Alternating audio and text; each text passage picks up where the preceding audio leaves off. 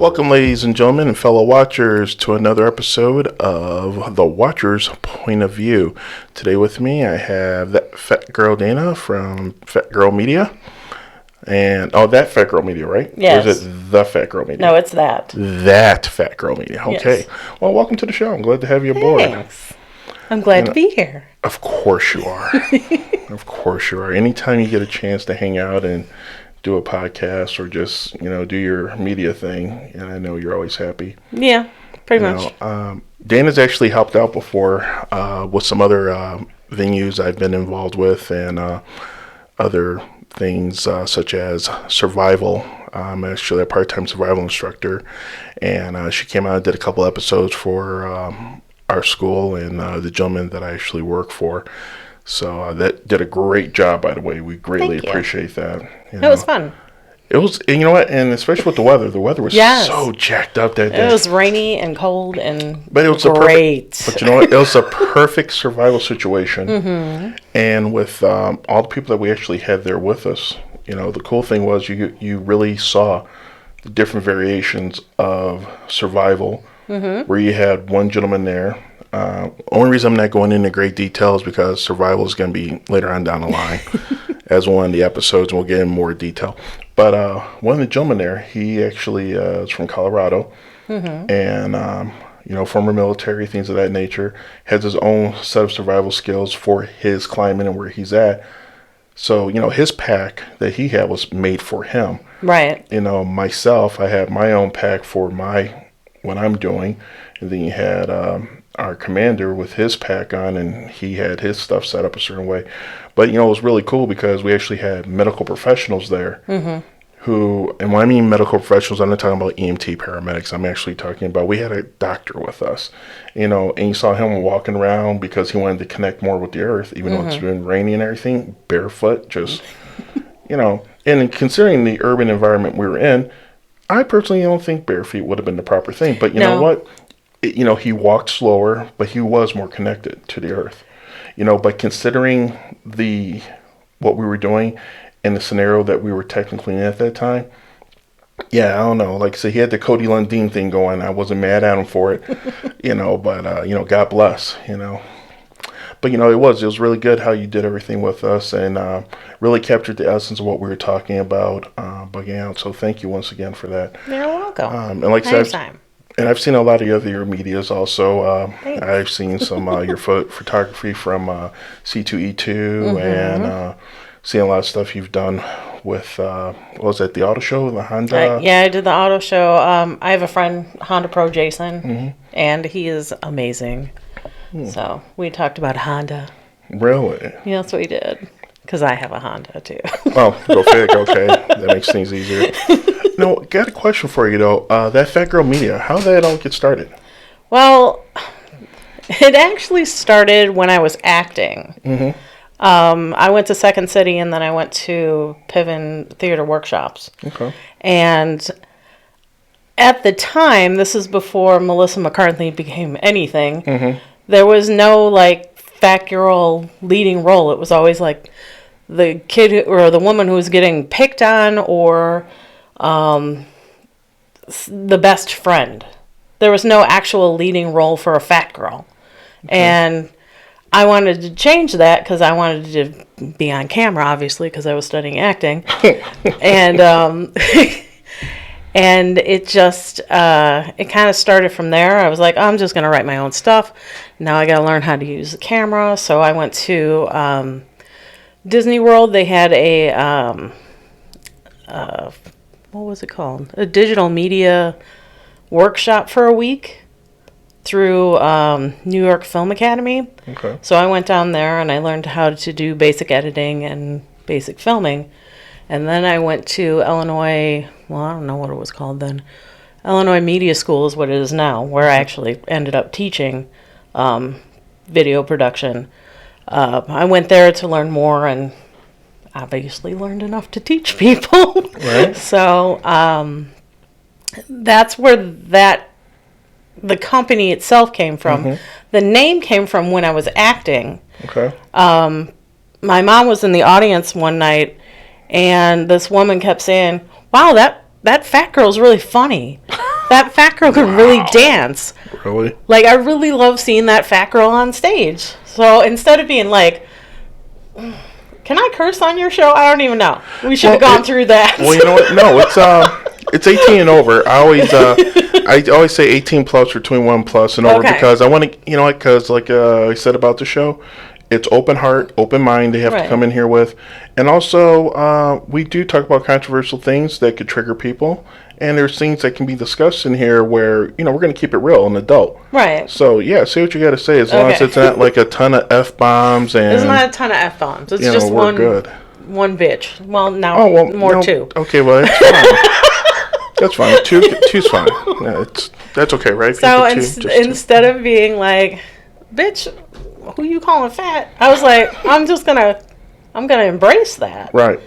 And people know me more for that name than they knew my real name. So I was like, I'll just keep that. I actually got a job because the woman remembered my company name. Wow. Yeah. She's like, I couldn't remember your name, but I remember that fat girl media. Yeah, so I just looked it up on Google, and there I was. Wow. Yeah. Awesome. That's actually awesome, though. You know, having a background story like that, and you know, a lot of people that would break some people, man. Really? But, oh my God, you wouldn't believe how. Here's the thing: in the day and age of, you look at generation now, our generation and past generations, the way I want to say people grew up and the way people were taught and the way your parents taught you.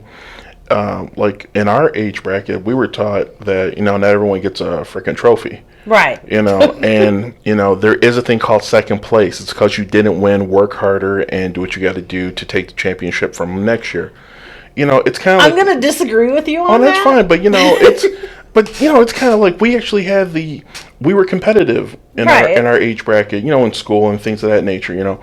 And what I mean by our parents telling us what to do, our parents didn't teach us to be hard people, but they shielded us from a certain point in time, and then they said, okay, listen, let's slowly integrate you into real world things that you're going to have to deal with sooner or later. You know, and you were taught to stand tough with it and, you know, kind of roll it out, you know. Yeah, I had a different kind of situation because my parents were the second parents in my entire school to get a divorce. Oh, wow. Okay. Yeah. And that happened when I was in 3rd, 4th grade. So that was like a big thing, huh? I had a lot of stuff going on at that time. Like, that's when I denounced the Catholic Church. Oh, yes. Really? Yeah. Because they said my parents were going to hell because they were getting divorced. And I was like, yeah, no. God really is not that way. And, you know, it's weird that you even bring that up, too, about, you know, growing up and going to a Catholic school. Right? Yeah, and that goes back into... Well, I didn't go to Catholic school, but I did go to, like... church kind of thing, Sunday CDC school, kind of blah, thing. blah, yeah. Well, you know, even with that aspect of it, too, it still goes back to what we were discussing about just the way we grew up back in our generation. Mm-hmm. You know, the church, the diocese and everything, man, they wouldn't even think twice about bringing something like that up right now. Right. Because they've been like, oh, no, we can't say anything like that, you know. Next thing you know, you hear the... Hi, how you doing today? Are you Father blah, blah, blah? Hi, we're from the county, blah, blah, blah. Here, you've been served. Have a nice day. Bye. Right. Yeah, we never sued anybody. That's the funny thing is in high school, I was a really good dancer and I was a great singer. And I never could get in the mixed choir because I was heavy. Really? Yes. And I lost weight for my senior year. The director said, hey, if you can get into a size 13, which I did get into a size 13, you're in. And I was not in. Bogus. Very bogus. And then, 5 years later, people are suing because you can't keep people out because they're fat. Oh, yeah. Yeah. I was like, You know, and you know, it is. It's just, I guess it's how we were raised and how we were brought up. And it's like, man, you got to stand on your own 2 feet. And, you know, people are going to be heartless and cold, but you got to just, you know, stand your ground and, you know, be the better person. And nowadays you sneeze the wrong way and someone's like, I don't like the fact that you sneezed. I'm offended. It's like, wow, okay. Well, you know, it's not everyone, but, you know, you have some... I know what you mean. But now here's the thing, too. Like, let's be honest, everybody. In every generation, we've had extremists. You know, so it's not like, I'm saying that everybody you come in contact with is going to like just have a mental breakdown if you Right. say the wrong thing, or you have the wrong color, you're wearing the wrong hat, or you're wearing the wrong design. And, you know, it's just that the way, I guess, that society has allowed things to go down, Yeah. it's kind of like, wow, okay. But it's Well, hard, man. like my daughter, I don't think fits in her generation. I really don't. Because she's so self-made. Hmm.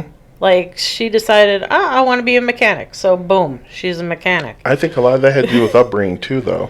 Yeah. Because don't forget now, a lot of comedians, like the late great Bernie Mac said, your grandma now, when you're what, 25, great grandma's 30.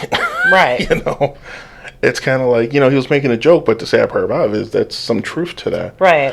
And But I was older when I had her. I was 29. But here's the thing, that's where I'm coming from, though. You actually had a base for how you were going to handle business. You don't know. I didn't. Well, no, you don't know right away. But when the child's here, and then it's like all of a sudden something just clicks in, and it's like, okay. You would think that, but you would, like, honestly, I think there's a lot of mother instinct. There's a lot of mother intuition and there instinct that is just with a lot of creeps up people. like your spine and like No. lets you go. It didn't happen for you No. that way, really. No. Talk about I it. am the oddness. Well, I'm going to leave that one alone. You already know this information. Yeah, precisely. Because my daughter just had a baby, so Okay, I've congratulations on that, Grandma. Thank you, woohoo, Grandma. Um, no, it's cool, Well, but now. it's like whatever. I'm at the right age. I'm almost 50, so Okay. I'm all good. Okay. My headphones are falling off. Okay, That's okay. but when I got pregnant, I was terrified. Okay. And I had been with my not quite then husband, because we got married when I was 7 months pregnant, because I already had picked a date. No, I picked the date. Oh, it wasn't a shotgun wedding? No. Okay, just wanted to make sure. I picked the date, and then a month later I was pregnant. And I was like, Well, that's really, God? that's called good timing, I guess. Is it? Theory. No. Not really, but I just No. figured, you put the time, you get the baby, have the wedding beforehand. Yeah, I thought, hey, just- let's just get it done all at once. I'll kill two birds with one stone, why not? Right. So I was terrified because I never wanted kids, and I was like, I am not domestic, like, at all, Okay. at all. So, All right. so when she was inside me, it was okay because, like, I could protect you here. You're not gonna run into the street because you're right here. Right. Right, no, I'm getting it. Don't get it twisted. I'm Like- feeling you. And then I had her, and I'm like, what am I supposed to do with this creature? And, like, It's your spawn. Now it's your turn. I know. But when she came home, so I believe that God, the universe, whoever, whatever, was like, I gotta make this easy on her because she is gonna just lose it. Really? Yeah. Okay. And so the night I brought her home from the hospital, she slept through the night all the way. What? All the way, man. It's unheard of. I know. I was like, because I would have lost it. So all of a sudden she regained her faith, ladies and gentlemen. She found Jesus again because the baby slept through the night. It has nothing to do Hallelujah. has nothing to do with Jesus. It's the universe. Universal spirit, whatever you want to call. Right. I know you were sending up some blessing, lighting some candles. Do you do any ritual sacrifices perchance out of curiosity? No, I did a lot of yoga while I was pregnant, though. So, here's another thing. Didn't even feel my contractions. What? It's amazing. I was in, because I had diabetes from being pregnant. I can't talk. It's getting late. That's fine. That's fine. That's fine. It happens, man. Gestational diabetes is what it's called. Okay, there you go. Boom. And so I had to go into the doctor every week. Okay. So they hooked me up to the monitor, and I'm just sitting there, just like, whatever. And the nurse is like, looking at me. And then looking at the monitor. Looking at my face. Looking at the monitor, and I'm like, what? And she goes, you don't feel that, do you? And I was like, feel what? She's like, you're having a contraction right now. I said, no, I'm not. So you just thought the nurse was screwing with you to screw with you? Yeah. She's like, no, it's a big one too. So I didn't feel them. So that was all right. That was amazeballs. Well, hey, I'm not mad at you. God bless. I've heard horror stories. Yeah. I've heard horror stories like from my mom what I did, and yeah. Sorry, Mom. Love you, but wow, I heard I did some damage. Yeah, it was like 23 stitches on the inside and like another like 17 on the out. Like it's apparently like did she get chopped in half like I did? I don't know, but apparently when I shot out, I like yawned and like stretched at the same time while she was pushing. So see, I didn't have any of that pushing situation. Oh no, it was like one of those things pushing. It's just you were natural. Yeah, it was like this was natural. Then. Oh yeah, all 6'4" of me was natural. I'm 6'4" right now, but yeah. Let me tell you something. What were you when you were born? I was like 8.5. Oh, you weren't that big. Oh, my head was though. Oh, I'm sure. Oh, because my mom complained, and man, I ain't gonna lie, my mom gave me hell about that. And actually, still, I'm 46 right now, and to this day, when it gets close to my birthday and around the time, it's like 3 or 4 days beforehand. She was like, today I started going into labor. Today is when I feel a lot of pain, and your father decided to give me half of, half of a Valium or something. And she's like, and then, yeah, because the pains were so bad. My dad, being my dad, God bless him, old Tennessee boy. Here, take some of this. You'll be fine. Don't worry about it. It ain't going to hurt the baby. Oh, I fell right the frick to sleep inside of Mom on the way down. Wow. So, I was laying right on there, and then they got me to the hospital, and they're like, yeah, he's asleep right now. And they're just like, yeah, we'll wait a little bit. And they're like, okay. And then I guess when I woke back up, I was like, all right, let me out of here. Yeah, for me it was... it was pretty freaking bad. For me it was like, okay, so let's come in Tuesday and chop her right out. No, they didn't. That's how it went. No, my mom did natural on me, and like I said, it was just nuts. And every year I have to hear about it. And it's not a bad thing. Don't get it twisted. I love hearing the story. It's like become like a freaking tradition at our house. And it's like she'll call me up, happy birthday, love you, and all this other good stuff. And let's see, it's 8:00 in the morning right now, and approximately 20 minutes ago, I was in a lot of pain because you decided to stretch her way out. I'm talking about, and she gets, at first, when you're young and you're in your like 8, 9 years old, oh, happy birthday, 8:00, it's just when you were born. And then the older I got, the more graphic it got. By the time I was 17, 18, it was like, at this time, I was laying there in extreme pain. My vagina was everywhere. Well, kind of. It was at that point.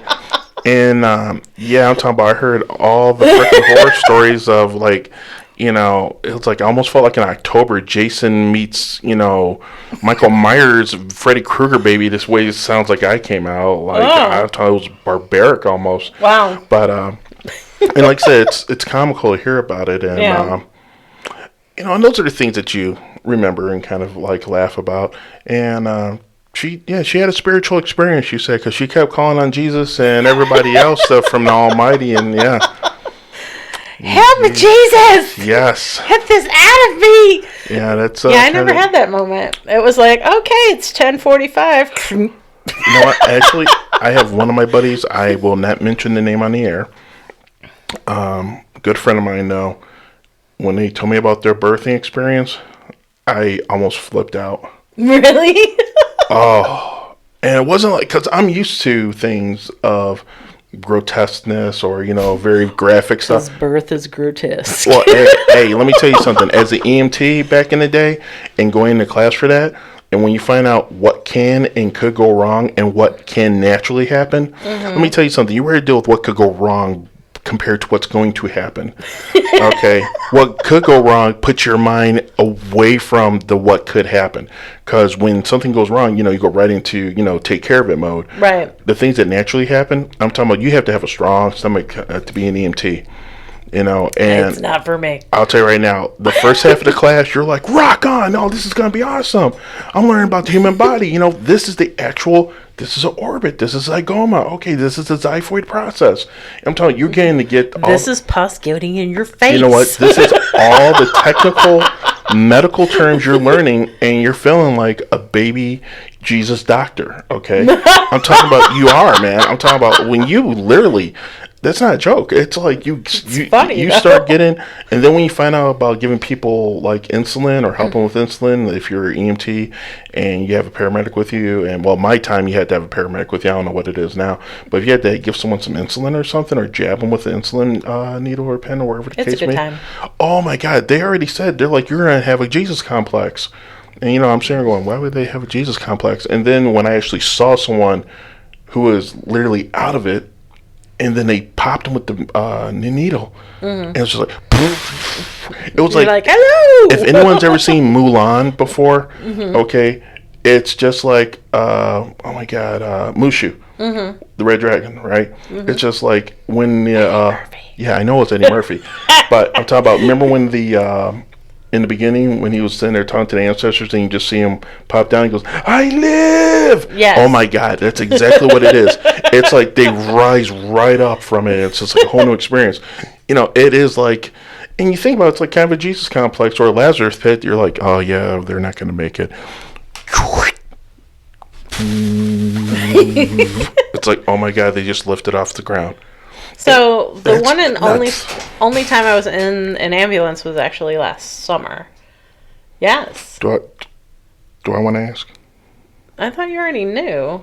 When I fell off my horse and broke 2 ribs and got a concussion. I thought it was something else. That's why I was like, oh my God, what else happened to you? No, nothing else happened to me. That is the only thing that's ever... It's you. I had to ask. Oh. I'm just saying. I didn't know if something happened during your media. If you were like, hey, I'm going to be recording. Known. I would have told you. I don't know. So it could have been a little bit more embarrassing than just you falling off the horse and cracking some ribs. I don't know. I had to ask. Jacked up time to ask on live air right now and like hear you out in the public, but like, wow, yeah, she's accident prone, ladies and gentlemen. I'm actually not. I know you're not, but can you imagine people hearing that going, she's accident prone, he said so. Agree to disagree. It's an open heart and an open mind here in the Watcher's point of view, and you disagree with him, and he says you are.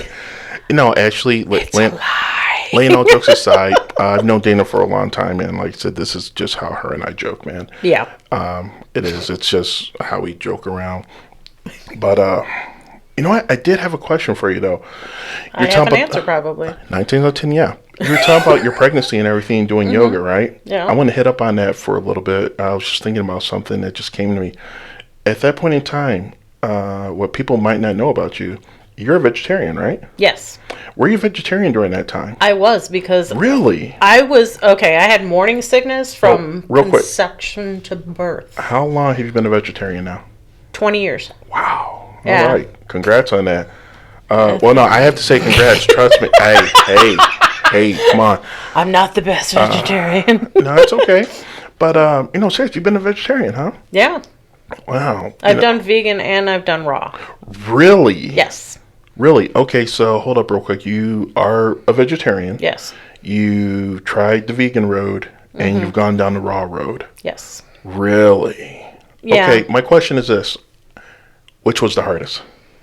Raw is the hardest for me because there's got to be an awful lot of planning in it. And I'm not a planner. Well, you said you're not domesticated. I'm not domesticated. I can follow a recipe, but like when you have to put something in a dehydrator for 8 hours, I don't. Wow, that's some early get up kind of stuff there. Yeah, no. There's some happening. Bob Evans down on the farm kind of stuff. Not going to happen. Okay. I'm just not that girl. But when I was working, because I do video work for Karen Calabrese, who is like a prominent... Yeah, she's like the woman of women of the raw, the raw food community, movement in Chicago. Yeah. She was the first big person... time. She was the first person to have a vegan and a raw restaurant in Chicago. Ever. Yeah, she's a Northside restaurant, though, right? She was. Well, she's kind of... Well, because, see, I don't frequent the Northside that much. I'm a Southside. Yeah, I went there. Southside. I'm a South Burbs, okay? But she's in kind of like in the Lincoln Park area. Okay. And she had a restaurant, so everything that I would film, she would pay me in food, which is awesome. So I wouldn't have to cook or, well, quote In unquote, food. cook. Okay, no, I'm feeling it to a Yeah. degree. I'm like, Well, she would like hey, whatever happens and wherever works for you. You know, know God what? bless. A lot of the things I do for the experience of. I don't do Right. for the money of. That's Respect. just I respect who that. I am. I like to do things like the auto show. I don't get paid to do that. I just love the auto show. Well, yeah, you get the press pass and you get to walk around before anyone else does. I'm Yes. telling you, you get a lot of perks. I went. Well, it wasn't that busy this year, but it was the first time I went to the auto show where there were actually people there, not okay. just press. Okay. Because my partner on my podcast, DT on Our Minds. Oh yeah, go ahead. No, go ahead. Plug it on here. Plug it on here. DT on Our Minds is a podcast I do with my friend Tasha that I used to work with at the Illinois Media School. Hi, Tasha. Hi, Tasha. Hey, you know, represent. You know. Yeah, she's awesome too. She started her own radio station that is all podcasts and it's online. It's at tlctalkradio.com. There you go. Plug it, girl. Where was I? Oh, so we went to the auto show together, but she couldn't get off, like during the press time because she's a teacher. And I took time off because, well, I had lots of sick days. Okay. So I took time off and I did a lot of B-roll, and then I hung out with Honda Pro Jason and did his interview. And then the next Monday, Tasha and I went and did the auto show when there was actual people there. Nice. It was weird. But normally I don't do the auto show with people. Okay. I ain't mad at you for it. I'm spoiled. But she actually paid you with this vegan stuff, right? Yes. I mean, I'm sorry, not vegan, raw. Raw. She paid you in raw food. Raw Okay. food. Yes. All right, cool. Yeah. So it was easier to be a raw foodist when someone was making my food. Okay, so it's a little bougie sounding, but no, I get it though. It is bougie. I understand that. No, wait, say like when I had someone making it for me, and she paid me in food. You Yes. know? She made me in food, Okay. which is cool. I don't know. She's one of my idols. So And one of my really close friends. here's my question: did you enjoy that better than being a vegetarian? My body felt better. Okay. So what happens is when you're eating raw food, you get all of the enzymes that are in it because you haven't cooked anything out of it. All the nutrients and All everything. the nutrients, so it's you just get pure more life. Yes. Okay. You're eating life, which is kind of why people who eat meat get angry, because they're eating death, actually. Well, no, I'm filming on that, because it's. Well, weird. I'm not one of those vegans or vegan vegetarian. No, I get whatever. you. I get you. Because I could go out and shoot a cow in the face. I don't care. But no, it's a spiritual side of that. I'm filming on it. It's the vibration you get from eating. Eating live food. It's a different vibration than eating dead food. You know what? I definitely will agree with that because total fluke. This happened. My old man, my father, passed away last year, December 14th, right? And you already know about that. Yeah. Speed it up. I actually got sick a little while after that. Sick as a dog. I was hurting, right? Because I had been going for 6-7 months. Right. With just one thing after the other happening. And not taking care of yourself. I was just glad I was getting sleep.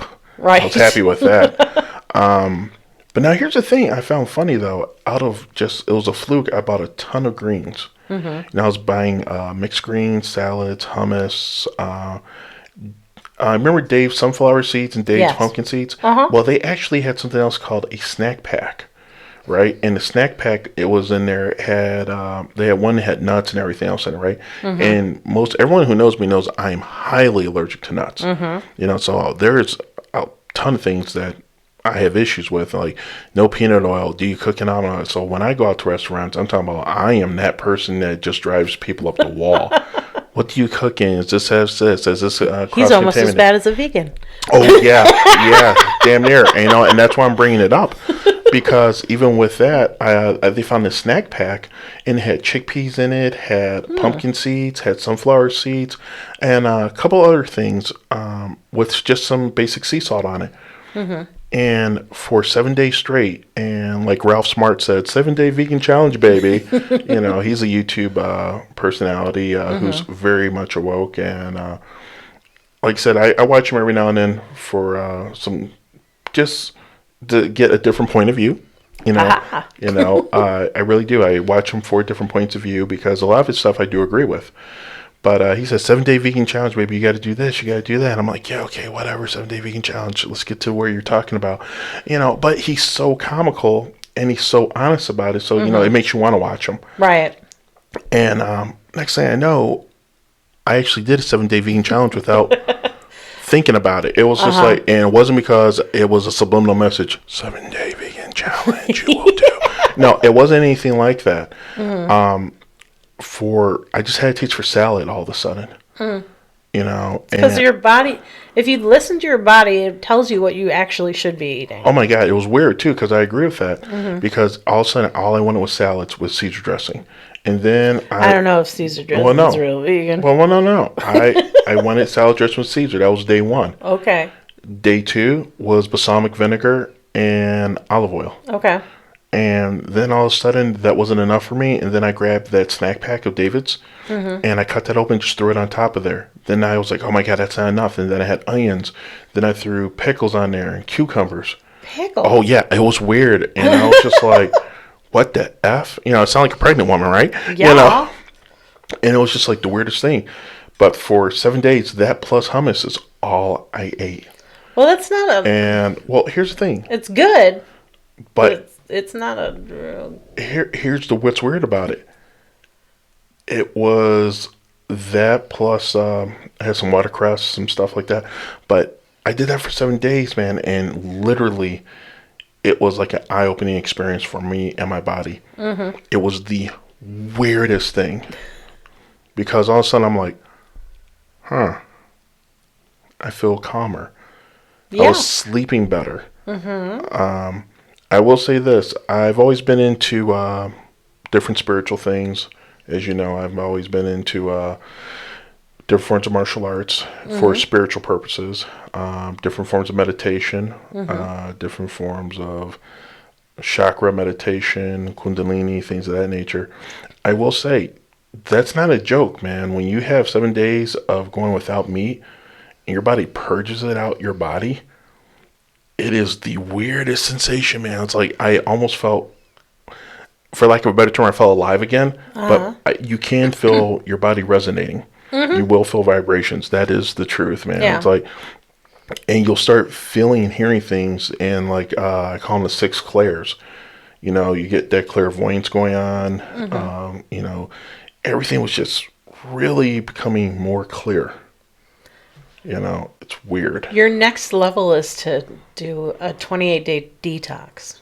Now, I've done them before. The key word, detox. That word doesn't scare me. It's a buzzword. It doesn't scare me because I did 40 days and thinking about the whole vegan thing. Back, oh God, this was years ago. I'm talking about years ago. I was still at home. And wow, that is years ago. Yeah, living with mom and dad still. As a joke, we were doing that whole Judeo-Christian Roman Catholic thing of, 40 days and 40 nights. You got to give something up during the Lent season and everything. I gave up Lent. Oh my God! Third grade, I gave it all religion. Let me tell you something. I did 40 days and 40 nights. Erased all pork out of my life, all pork products, because I am a country boy. I might have been born and raised in the city, but I'm country. Yeah, I'm talking about I could eat a pound of country thick bacon. That's why we get along so well, because my dad is from the country, my mom's from the city, so I'm that kind of half breed. Oh well, I ain't mad at you for it, But the funny thing is, I literally did it for 40 days and 40 nights, man. I'm talking about zero pork. And I remember that it was like Easter. I'm like, oh, thank God. I can have the ham. Oh, yeah. I had ham, biscuits, gravy, the whole shebang, right? Didn't it make your body feel like bleh? Oh, no. I was good. Really? I was good until there was an incident where me and my coworkers actually had to do some running. Oh. And, yeah. it felt like my heart was coming out my chest. Ooh, that's how I feel when I drink Yeah. Red Bull. Like my whole, like I'm coming out of my body. Yeah. It's so, I'm talking about, I could literally feel like my heart pushing forward. Uh-huh. And I'm like, okay, that's not cool. That's not supposed to happen. And, That's not normal. yeah, it was far from freaking normal. And it was a couple days later, had pork again. And now I'm exercising. And I just did just basic stretching. And when I started stretching and I had to push up number 5. Ooh. And I'm done. And just boom, boom, boom, boom, boom. I'm And weren't what you like the- sweating like So profusely? the sweating part didn't happen until the second to third incident. Oh. And then this incident was, once again, we were very active. And next thing you know, that heart started pumping hard again. And I'm like, guys, give me a moment. They're like, what? I'm like, dude, my chest. They're like, you need an ambulance or something? I'm like, no, I'll be good. Right after that. Hack up my lungs. But wait, here's the thing. After that, I did 3 days with no pork. Right? I was fine. No incident. I'm talking about, and I was doing more strenuous activity for those 3 days. Not problem one. Went back to the country breakfast again. Had a little bit of some stuff going on. I was just really active, and the next thing you know, I said, all right, I'll screw this. I'm done. Nope, done. Nope, no more pork for me, man. Now JP Spector is done with pork. Done. Yeah. No bueno. I say, and everybody wants to put frickin' bacon on everything. Well, everything. Now, here's the thing. Now, this is where the watcher's point of view. We'll announce, ladies and gentlemen, we apologize for Dana's triggering in advance for all the bacon lovers out there. She does not know what she speaks all of. you want. She But knows not honestly, what she says. After 20 years, the smell of bacon makes me sick. Really? And I have to cook it every morning at work. And see, here's the thing. I can be around bacon. I can be around any pork product. I'm fine. I just can't ingest it anymore. Oh, the smell. Ugh. At work, it's not so bad because we have exhaust fans bringing the smell out. But at my house, when somebody makes bacon in my house, I have to open windows. I don't care if it's 50 below. I will say this: there's a butcher that I deal with in Wisconsin, in Mauston, Wisconsin. See him every year. He's a guy that I will go to, and if I know he's making certain things, I will call up because he knows I don't eat pork. And I was like, hey, I know you're making this with this. Can I get an elk sausage and can you cut it with beef? Sure. It's like, as long as I call him at least a couple days in advance, I try to give him a 2-week notice to let him know, hey, listen, I'm coming down during this time. Be on the lookout for me. He'll have my stuff ready. Don't get it twisted. This man has been doing business. That's awesome. Oh, God, I've been doing business with Wisconsin River Meats for, let's see, I want to say at least 27 years. Holy crap. Yeah. I'm talking about, I've been around those guys for a long time. It makes you feel old when you start saying things like, I've done this for 20 years. Well, only reason I'm bringing it up is because, no, seriously, Wisconsin River Meats, I did not deal with these guys for the longest time in person. I was always doing internet purchases. Really? Because I never knew how far Mauston was from Wisconsin Dells. Okay? And it's called Google Maps. don't forget, during this time, we didn't have Google Maps. It was called, what was Rand McNally? Yeah, but see, I'm not going to... Yeah, that's old school. That's old school.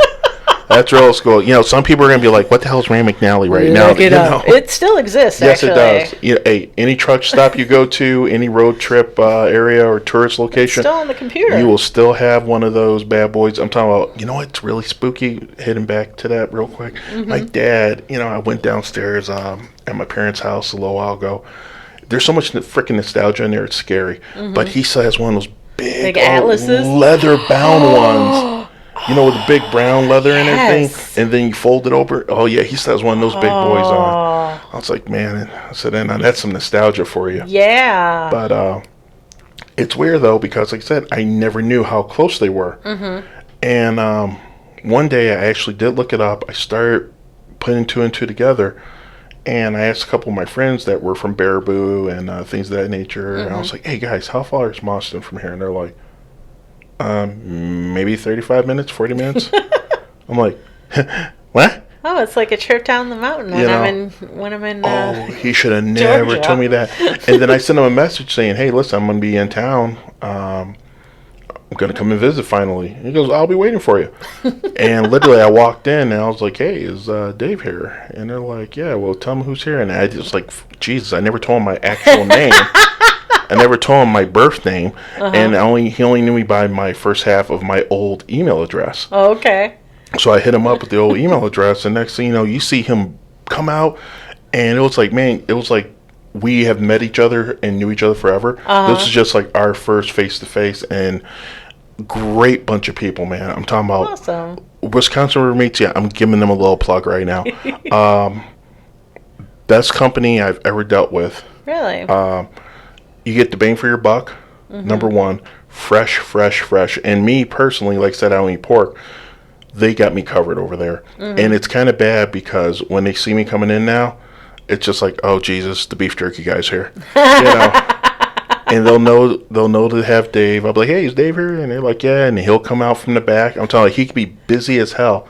And he has a great squad of people working with him. Awesome. I'm talking about, I have never gone there where I don't see his crew working their butts off to make sure that people down there get what they need. That's great awesome. freaking staff. Lovely, kind, considerate, get you what you need. And literally he had walked in and he goes, hey, what do you need? He goes, do me a favor, don't touch my display. The girls just did it. I said, but I want some beef jerky. He goes, no, I got you covered. Goes in the back, pulls out a box. He goes, we just sealed this up like this stuff here. Take out what you need. Wow. And I was like, sweet, appreciate it. I said, you know what? Just because you did that, so I don't want you to take back. So give me the whole freaking box. And then I said, just leave that up here. I'm going to keep shopping. And I'm not joking. The people that have gone to Wisconsin River Meats with me, or people who know me over there, they know when I go there, I will come down there just to get the meats and come back home.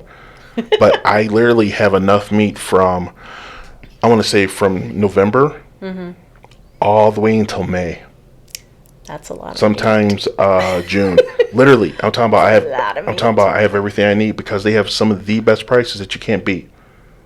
Well, I will say that for their meat and the different sausages that they have, and once again, because I can't eat pork, they're all beef summer sausage. I'm talking about, and you can make this stuff last, and it's lean, it's good, flavorful. I'm talking about, it's almost like you're having a fresh kill. I know. Yeah, we're talking about veganism and spirituality. We're talking about the fresh kill. Well, maybe they do the whole thank you for dying. You know what? Believe it or not, blessing situation. They have to, because the meat is just. I can't say anything bad about that company. I really can't. So do they slaughter right on site, or do they get it from someone else? That I'm not sure of. I think they have everything there on site. Because, like I said, it's a small storefront in the front end of it, but there's a whole back end. There's a smoke area. I'm telling you, so they probably do. They probably have another location stuff, and where they keep the animals. It's really, I'm talking about, but they're great people. They're very veteran friendly, and like, so with my club and everything, we're also we're pro veterans. We try to help them out as much as we can, and I'm telling you, it's just nuts though, and. Well, you bring that out of people, though. What, being nuts? I'm like, that's, wow. Have you met me? Hello. You were crazy before you met me. I had nothing to do with it. Never. We call that in the medical profession denial. I call it sarcasm. Major sarcasm. Yes. But anyway, but you bring that out of people. Like, you bring... From what I've seen, when we interact with other people, like when we were doing when I was filming, you bring out a lot of positive things. I keep hitting this damn mic. Gotta move it over here. You're still hitting it. It's you. You're gonna hit it. See? And you're just making more and more noise. Right. Okay. I'll put it over here and I'll just do this. That'll just look stupid. Well, yeah, you might want to bring it back to you so the audience can hear you. There you go. I know how to use a mic. And this is part of that fat girl media. Yes, it is. I do. I think I have these headphones on backwards. Actually, I do, don't I? Well, if you want, that's why they keep falling off of. Well, if you want to switch them right now, we'll take a quick break here. Hold on.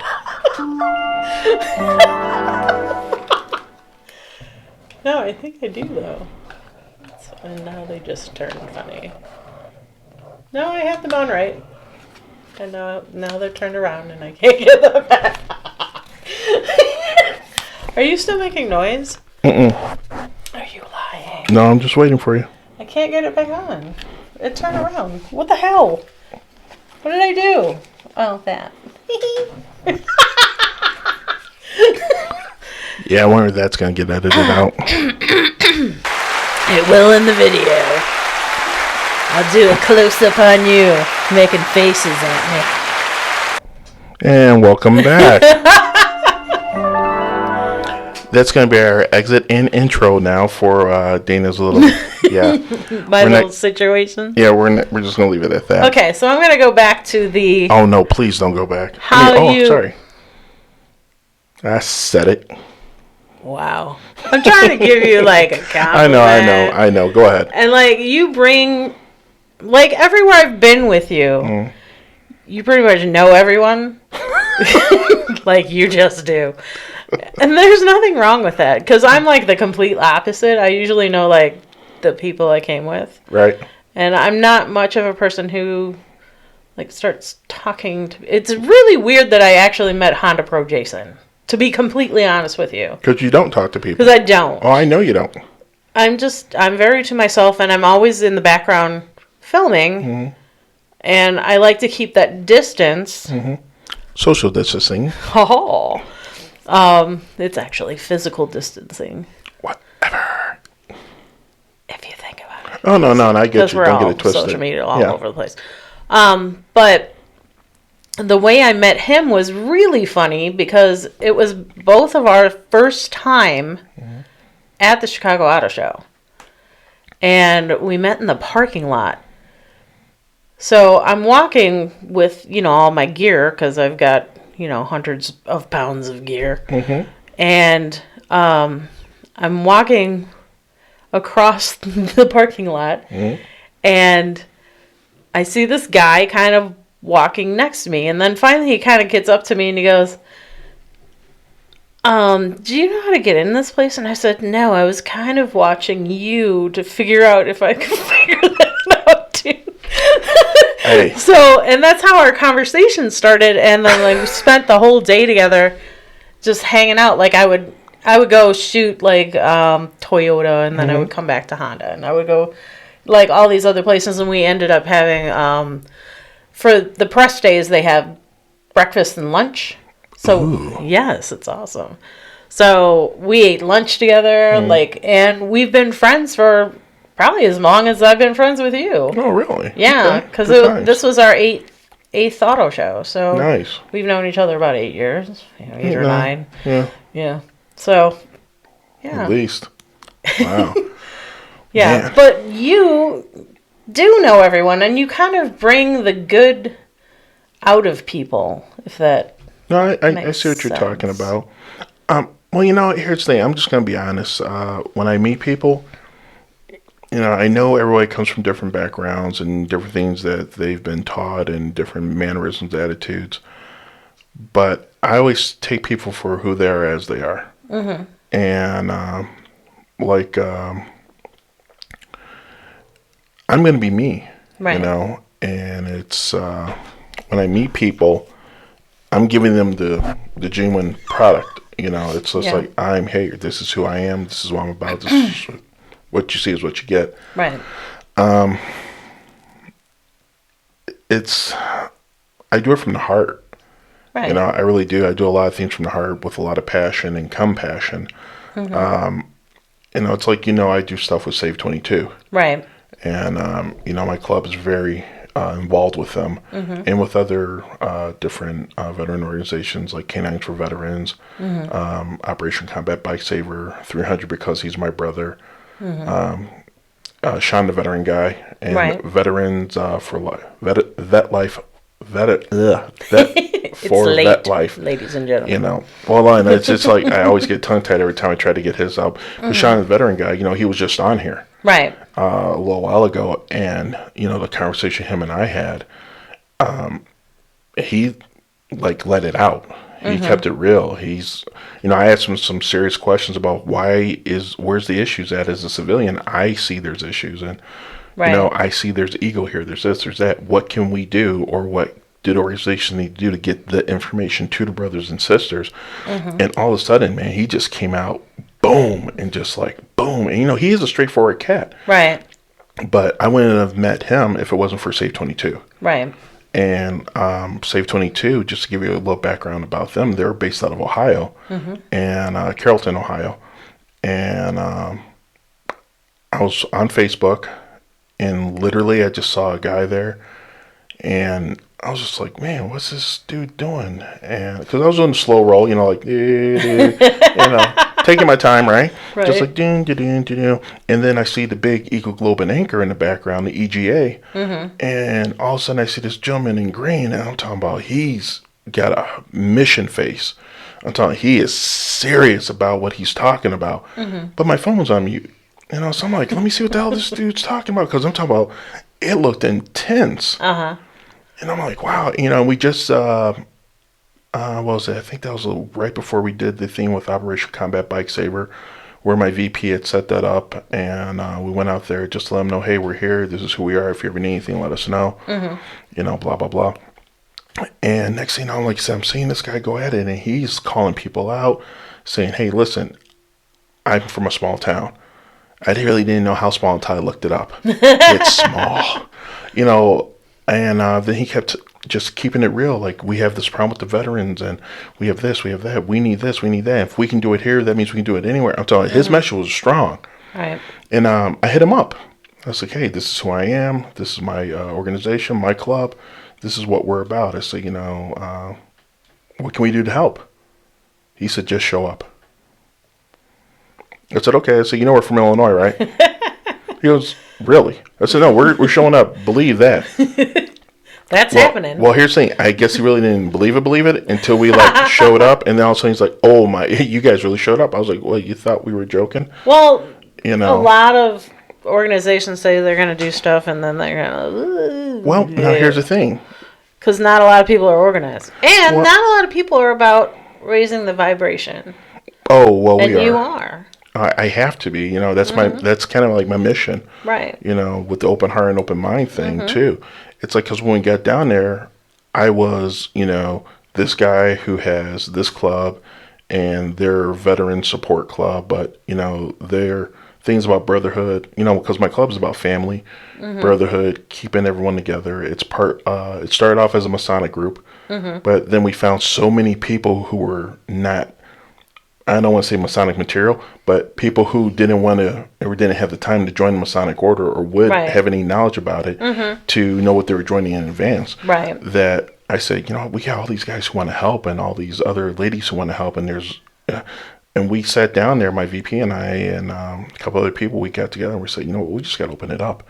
But the first year we went down there, it was just that this is who we are. And they're like, wow. So that's how I came back. You know, I was there. I was just an inspector there, you know, my nickname. And year two, I came back as family. And we have a gentleman who was there, Fred Albert. And Fred, I called him Fred Semper Fi, because this was a mean, salty old dog Marine, Jack. And he had been through the shit. I'm just going to say it like it is. Right. He was a POW. You know, he did his time out there. They put him through hell. Yeah. And when he rotated back to the world, it was still bad. Yeah. You know, he had bad times, this, that, and the other, right? So he told his story, and we keep his story on Facebook. We keep it on our page. Oh, no, I've read it. I've seen it. And literally year two, when we were out there, was... it was rough because we're all sitting there eating, we're having a good time. Also, we hear that he's in the hospital, and then he's, you know, fighting with people in there. So the other gentleman, I don't have permission to use his name yet, so I'm not going to say yet. That's quite all right. Because this is like totally just, we're coming out of the bag. But it's with Save 22. It's most of the Save 22 squad that I'm talking about. That's who we're having brunch with. Now we get the call, and it's just like, hey, can you guys get out here? It was his wife calling us up. And she's like, yeah, I need some backup out here. So we got there at the hospital, and we rolled up, and I swear to God, his face lit up like the 4th of July.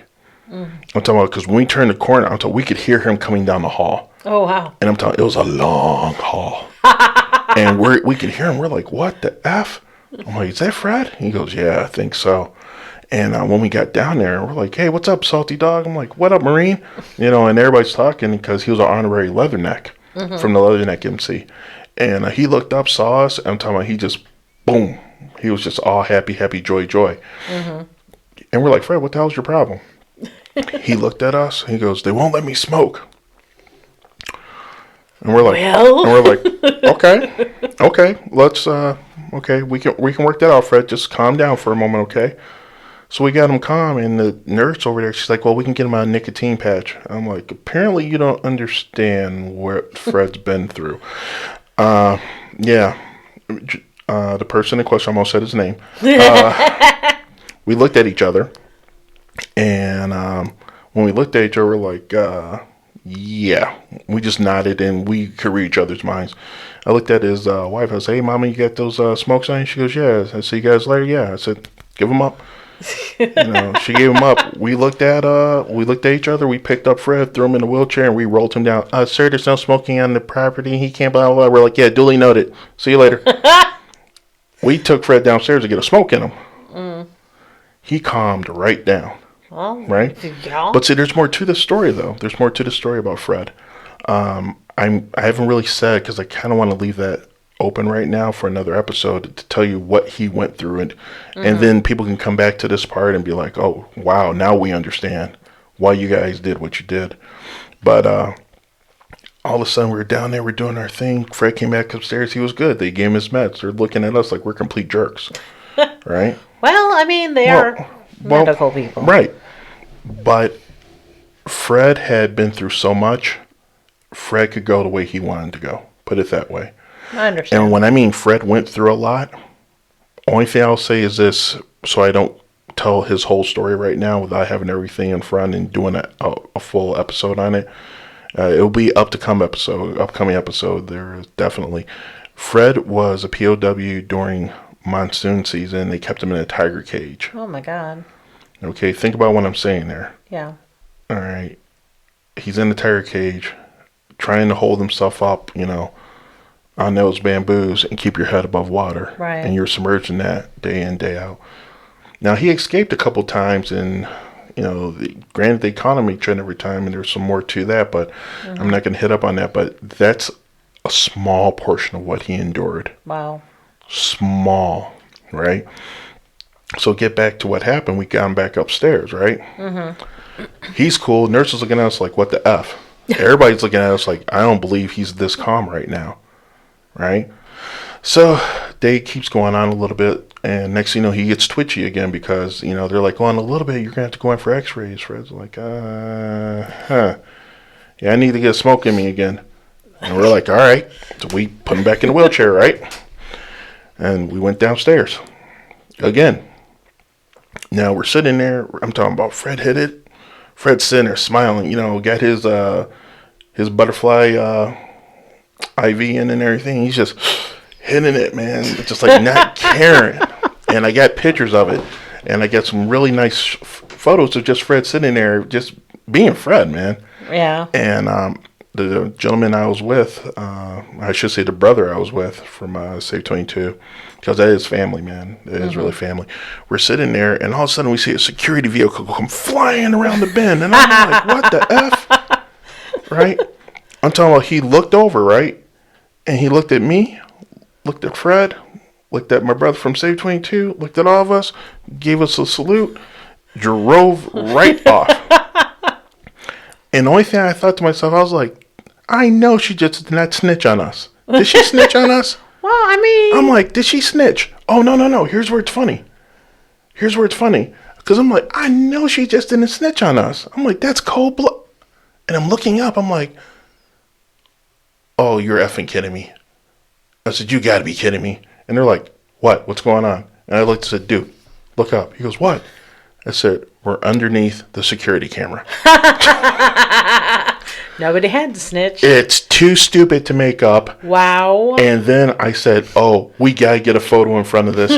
He goes, what? I said, dude, I'm going to tell this story.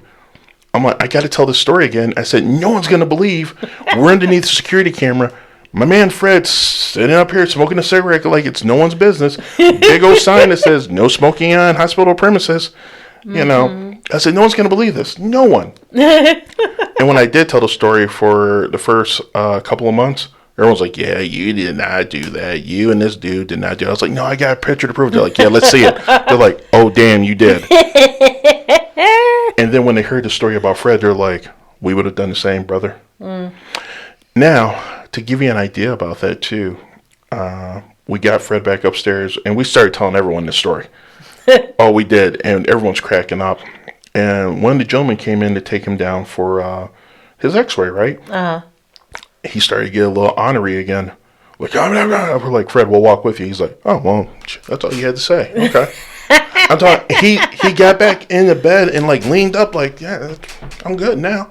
And he kind of looked at, well, I shouldn't call him an orderly, but whoever the nurse was or the gentleman in the transporter was taking him, he was just like, whatever. And we wheeled him down to x-ray. And we're like, all right, brother, you go handle this. You know, you got two, like, little fine nurses handling you. We'll be out here waiting for you, brother. We're not going to leave you.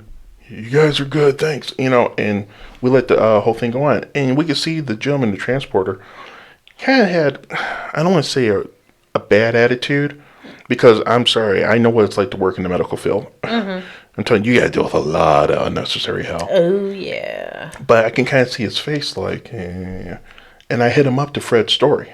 And other brother from Save 22 got into the details with it. And then it was like we were like ping-ponging back and forth, and this guy was the ball. Okay? And by the time we got done with him, he was like, I didn't know. Yeah. Oh, my God. And he treated Fred like royalty after that.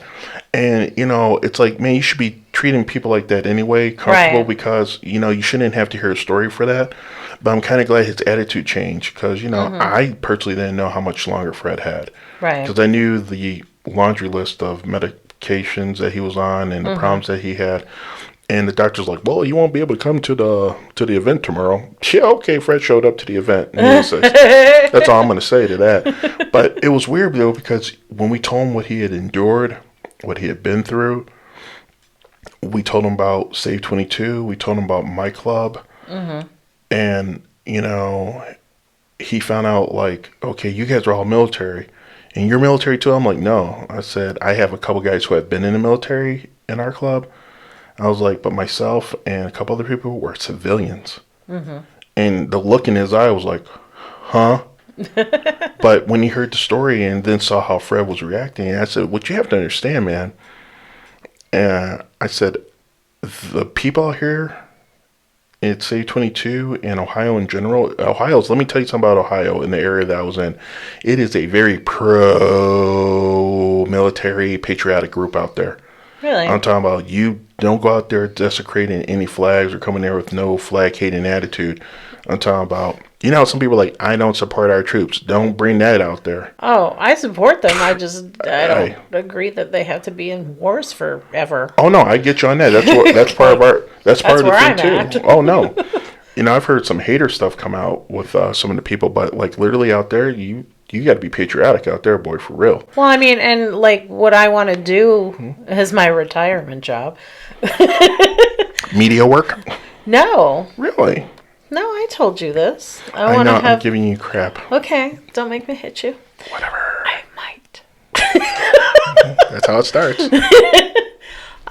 But I'm going back to school to be a psychologist, and I want to open a therapy barn just for veterans with PTSD. That's what I want to specialize in. You know what? And here's where we're going to agree to disagree. And I think we're going to agree to. No. Let me explain this.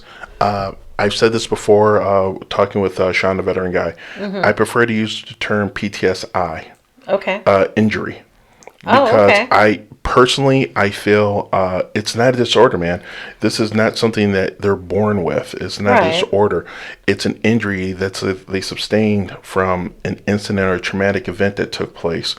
Because PTSI, in my personal opinion, anyone can have it, and we all, you can see something very jacked up and traumatic, and when you have even the slightest scenario of it being the same happening again, you can freeze up. Things can happen. It Right. lets you know you freeze up, and like I said, we use it as a disorder, and it's a medical term that they use that some people have got comfortable with.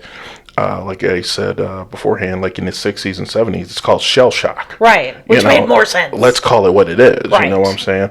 That did make more sense, honestly. I know a lot of people are Willy Wonka kind of thing. They want to sugarcoat it. Right. And I don't have time for that. It's like, let's call it what it truly is. See, and I had no idea that was even an acronym.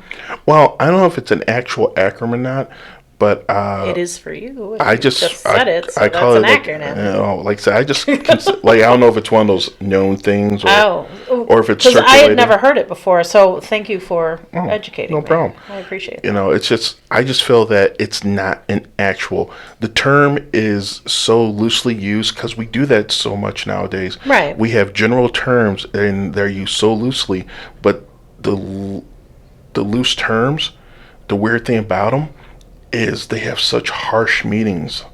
Well, yes. Like disorder. Right. And then you automatically think to yourself, or some people get into that, well, it's a disorder, like bipolar is a disorder, and well, here's the thing, you and I are looking at it like, yeah, so you and I think the same way on that, Yeah. right? But you might get someone else who will sit there and go, disorder, so that must fall underneath this person's mentally and totally mentally unstable, or this person No. might think this. We know that. Right. You and I know that, okay? But let's be honest. I've ran into people like that. I've talked to people and I've heard, A lot of this people is need this. to be smacked in the face. Hey, They do. that's neither here nor there. No, it's there. I'm not gonna disagree with Totally that. there. I'm not gonna say no, that isn't true. But we do not condone violence here on the Watcher's point of view. Yes, we do. No. On that fat girl media, she might condone violence. I'm saying on the Watcher's point of view, as the Watcher main host, we do not condone violence. Now, granted, when Dana's here with us, that might be a different story. Look, But, when I say things like that, no, I but don't we- actually physically mean to smack them. I have an open heart and an open mind during this discussion. I have an open physically- heart. Here we go. Hold on. I have an open heart and open mind during the discussion. I have an open heart and sorry, I was just meditating for a moment. Apologies. Go ahead, as you were saying. Yeah, to support our The motto. theatrical part of me Yes. does like to say things like that. Oh, of course, I know that. I'm not but- going to actually go and smack somebody in the face. I'm not going to actually go out and shoot a cow in the face. Well, I'm just not. But you and I. But that's my... Your mechanism? My mechanism. Now, Because see- I'm all about... Yeah. But now here's the thing. I know you, and you and I can play off each other that way, like we Right. just did. People on the outside looking in are going to be like, Yeah, what in well- the actual F? Yeah. Well, like that thing that I posted today about the... What did I post that sorry, was? I'm making noise, people. I apologize. Oh, now he's turning into me making noise. Well, no, you've been making noise all day. I know, because I keep hitting this mic. Hitting the boom mic I'm just not arm. used to it being... Like, I'm used to my you mine actually being hit- that. Yeah, well, you actually hit the boom mic. Let's see, you hit the arm, you hit the sponge. I've hit the table. Yeah, you just smacked everything The up. table on makes an interesting noise. Let me Yes, tell it you does. when you hit that. Yes, it does. A little bit of echo. What did I post today? Because you laughed at it. I don't Oh, laugh at about anything. Oh, she Yes, you remembered. Oh, did. Jesus. Go ahead. the thing about being always be friendly to the person who owns a backhoe, lots of land, lie, and questionable morals. That's funny. That is comical.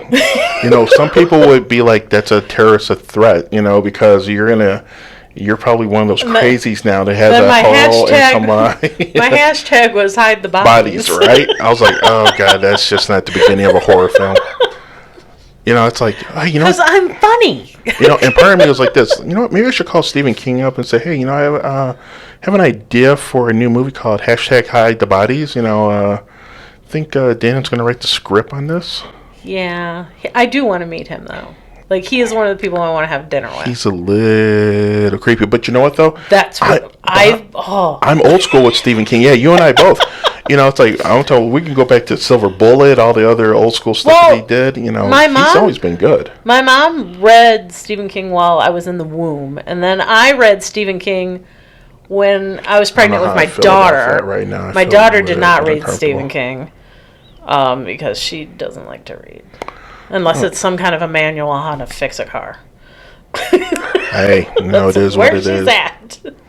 But that's part of her spiritual enlightenment too. Oh yeah. Because that's where she finds her zen. Zen is fixing and creating things. You know what we're gonna have to do? I'm gonna have you back on here, and undoubtedly. Oh, of course. Oh, don't get cocky. No, totally cocky. On a serious note, though, I want to get you back on here, though, because we've hit on some topics that I think we really need to just expound on. You know what I'm saying? Mm-hmm. And I know you're a spiritual person. You're into spiritualism and all this other different stuff. I kind of want to talk about that in more detail. Okay. With the yoga part, with the chakras and Kundalini, because you and I can both bounce off of stuff. Mm-hmm. And I think a lot of our other fellow watchers out here, would get a better understanding, or not saying that they already don't have an understanding, but I think some of the watchers out here will want to get to know more about open heart and open mind, and see some of the spiritual side of some of the episodes that are going to be coming out here. Okay. Because being vegan, vegetarian, stuff like that, or flexitarian, where I'm at right now. Hey, we all have a journey. Yeah, and this is part of it. You'll get there when you get there. But I kind of want people to kind of see where, when you remove certain things from your everyday matrix and remove some of the illusion, I'm talking about you get, some people like to call awakening, or they become awoke. Yeah. But which I think is kind of... hey, remember to each their own. Open heart, open mind. Excuse me. But, it's when you start doing that, I always have to throw a cough out, stop it, woman. No, I mean... No. Save it for later. Okay. Save it for later. No, because it's going to be another episode. Okay. But no, seriously, it's kind of like I want to go into that whole aspect of energy, vibration, because your version of it is a little bit different from mine. Yes. You're on one path, I'm on another path, but our roads match up towards... They're running parallel. Yeah, they are. They're definitely parallel in each other. They don't cross, but the fact of we're going parallel, but then we do come to that teardrop point, and then we're both on the same road, I think. Because you have a lot of the same ideas I do. It's just I have a different way of getting there. And I think a lot of our fellow watchers out here, they're going to love to hear about that, or want to hear about that. Oh, yeah. And plus, like you said, because I kind of want to go really into detail with spiritual and how that lifestyle, food change can really make a difference. We touched on it tonight, but I really want to go more into detail. Okay. I want to go into when you discovered your spirituality. Oh boy, yeah. Well, you know what? Because we both did it pretty young. Yeah, we did. So you know what we'll do? Because, ladies and gentlemen and fellow watchers, we're actually setting you up for the next episode right now, just for regular talking. Yeah, why don't we go ahead, we'll get something scheduled together, and we'll start off with our spiritual journeys when it kicked off for us and what we kind of dealt with. And I figured that'll be a good, at least an hour show. At least. All right. What was this one, 5 hours? I feel like we've been... Well, no, it's only been an hour and 15 minutes, Really? Yeah, it's an hour. We covered a lot of stuff in that amount of time. Well, see, that's how you and I run now. This is nothing. Think about it. How many times have we lost time off of just general topics we discuss, and just little stuff? Yeah. So, yeah. Well, ladies and gentlemen, thank you once again for joining us, and fellow watchers, thank you for joining us. Please subscribe and like what we got going on Facebook at The Watcher's Point of View, and we're actually on Podbean at The Watcher's POV. Podbean. Well, thank you very much, Dana, for coming on from My Net pleasure. Fat Girl Media. Also, before we get up out of here, if anybody wants to get in contact with you for any video work or any voiceovers, because I know you do voiceovers over scenes of that nature, go ahead and plug yourself and tell them how they can contact you. My email is thatfatgirlmedia, real easy, at Gmail. You can check out my work on my WordPress. That is That Fat Girl Media again. Or on my YouTube, which is also That Fat Girl Media. I'm pretty consistent. You know what? Also, we'll add some links on the Podbean and on the Watcher's Point of View, Okay. so people know how to get to you and things of that nature. And once again, thank you for coming through. My pleasure. Once again, fellow watchers, ladies and gentlemen, thank you so much. Thank you for all the continued support. And on behalf of Watch Point of View, That Fat Girl Media, Dana, it's been a pleasure being with you guys tonight, and we'll talk to you soon. Peace. Open heart, open mind. Be well.